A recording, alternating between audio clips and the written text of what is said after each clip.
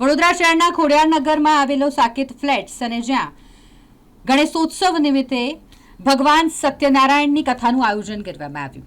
સામાજિક કાર્યકર સન્મુખ જ્ઞાનચંદાની કે જેઓ પોતાના નિવાસસ્થાને બાપાની સ્થાપના કરે છે, ખૂબ જ શ્રદ્ધા સાથે ઉત્સાહ સાથે બાપાની સ્થાપના તેઓએ કરી હોય અને તેવામાં ભગવાન સત્યનારાયણની કથાનું પણ આયોજન કરવામાં આવ્યું હતું, જેમાં સાકેત ફ્લેટ્સના રહીશો મોટી સંખ્યામાં ઉપસ્થિત રહ્યા હતા. બાપાની તો આરતી તેઓ અને પૂજા કેટલાક દિવસથી કરી રહ્યા છે, પરંતુ સાથે સાથે આજે ભગવાન સત્યનારાયણની કથાનું આયોજન હોય તેમાં પણ સૌ ભેગા થયા હતા.